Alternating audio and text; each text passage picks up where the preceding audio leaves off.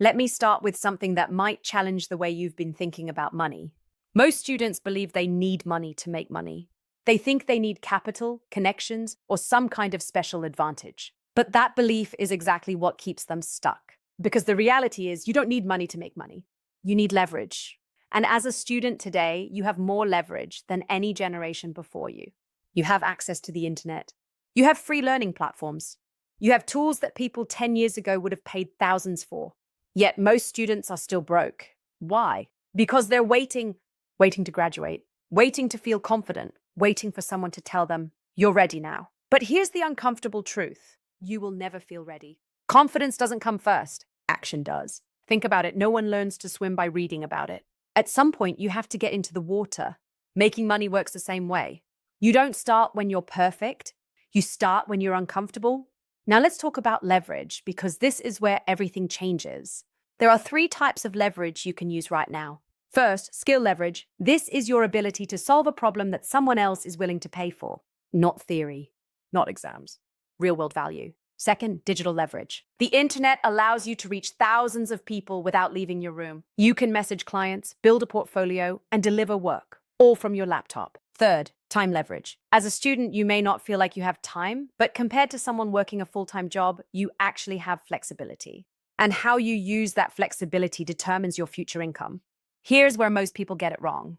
They underestimate what they can do with just 2 to 3 focused hours a day. 2 hours spent scrolling won't change your life. But 2 hours spent building a skill, reaching out to people, or creating something valuable, that compounds. And over weeks and months, it turns into real money. So instead of asking, do I have enough resources? Start asking, am I using the resources I already have? Because the difference between a student who makes $0 and a student who makes $10,000 isn't intelligence. It isn't background. It isn't luck. It's the decision to stop waiting and start doing. And once you make that shift, everything changes. Let's get one thing straight. Your degree is important, but it's not enough. A degree gives you knowledge. A high-income skill gives you options. And if your goal is to make $10,000 as a student, you don't need more theory. You need something you can sell, because money flows to value. And value comes from solving problems. So the question isn't, what should I study? The better question is, what problem can I solve that people will pay for right now? Look around you. Businesses need customers. Creators need content. Startups need visibility. That's where opportunity lives. This is why skills like copywriting, video editing, social media management, graphic design, freelance writing, basic web development are so powerful. Not because they're trendy, but because they directly impact revenue. And here's the key idea, one that most students completely miss. You don't need to master a skill. You just need to be useful. Let me say that again. You don't need to be the best. You just need to be better than the client at that one thing. If a small business owner doesn't know how to edit videos, and you can create a clean, engaging 30-second clip, you're valuable.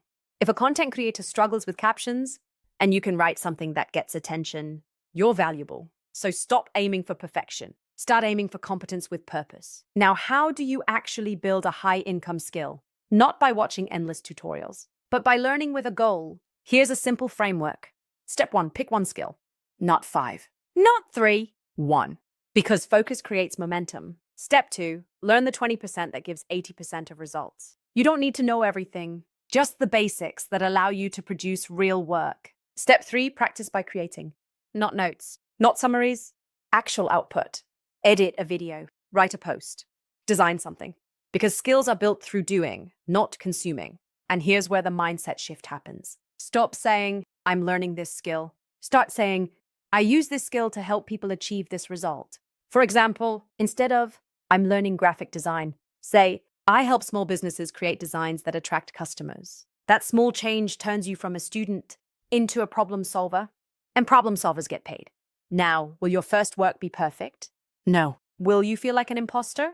Probably. But that's part of the process. Every expert you admire started by being average. The difference is they didn't stop. So if you're serious about making $10,000, don't chase multiple ideas. Don't overcomplicate it. Pick one skill, get good enough, and focus on being useful. Because once you become useful, you become valuable. And once you become valuable, making money stops being difficult and starts being predictable. Now here's where most students get stuck.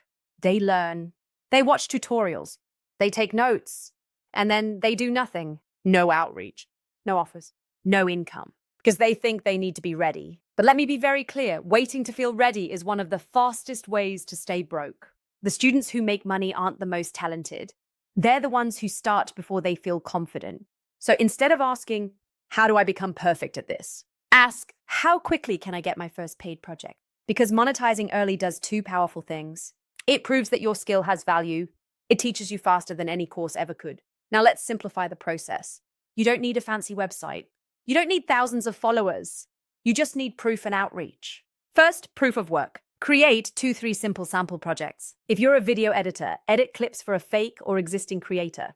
If you're a writer, create sample posts or captions. If you're a designer, redesign a brand you like. These don't need to be perfect. They just need to show that you can deliver something useful. Second, start reaching out. And this is where most people hesitate, because it feels uncomfortable.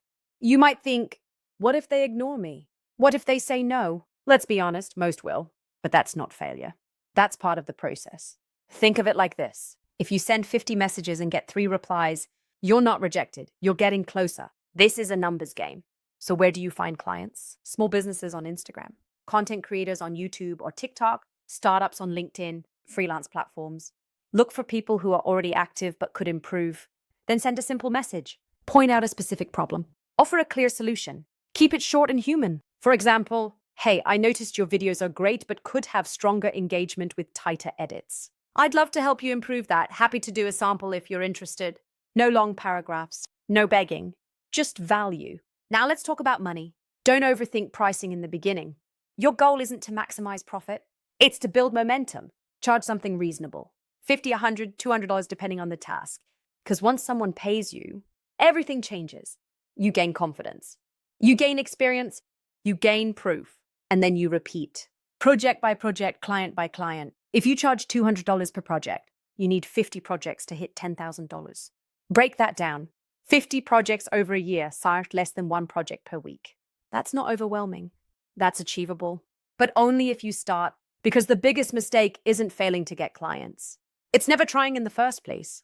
So don't wait for perfect skills. Don't wait for perfect timing. Start messy. Start small. But most importantly, start now. So you've learned a skill. You've landed a few clients. You've made your first money. Now comes the part where most students get stuck. They keep doing the same thing over and over again. More hours, more tasks, more effort. But the income doesn't grow at the same pace. Why? Because they're trapped in a simple equation. Time equals money. And that model has a limit. You only have so many hours in a day. You still have classes, exams, responsibilities. So if you want to reach $10,000 and go beyond that, you need to scale smart, not just work harder. Let's start with the first shift. Stop charging for time. Start charging for value. When you charge hourly, you're rewarded for being slow.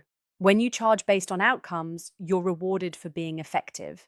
For example, instead of saying, I charge 10 per hour for editing, say, I charge $200 per video that improves audience retention. Same skill, completely different positioning.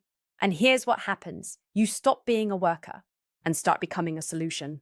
The second shift, increase your prices as your confidence grows. A lot of students stay underpaid because they're afraid to charge more. But think about it. If you've helped one client get results, you're no longer a beginner. You have proof. And proof allows you to charge more. Even a small increase from $100 to $150 makes a huge difference over time. Because you're not just working more, you're earning more per effort. The third shift, turn one-time work into recurring income. This is where things really start to change. Instead of constantly chasing new clients, you build ongoing relationships. For example, a creator needs weekly video edits. A business needs monthly social media content. A brand needs regular design updates. So instead of selling one project, you offer a package. $500 per month for 8 videos, $300 per month for content management. Now you have predictable income, and predictability gives you stability. The fourth shift, and this is powerful, productize your skill. This means turning what you do into something scalable. Instead of repeating the same customized work every time, you create systems or offers that can be delivered efficiently. For example, templates, content bundles, predefined service packages, or even teaching what you've learned once you gain experience. Because your knowledge itself becomes an asset. And here's the big idea. The goal isn't just to hit $10,000. The goal is to build something that doesn't reset to zero every month. Something that grows, even when you're busy with exams. something that works, even when you're offline. Now, will this happen overnight? No. But it starts with a simple mindset shift. Stop thinking like a student trying to earn side money and start thinking like someone building an income system. Because once you make that shift, you stop asking, how many hours can I work? And start asking, how can I earn more from the work I've already done? And that's when things scale. That's when $10,000 becomes realistic. And that's when you realize you're not just making money anymore. You're building leverage.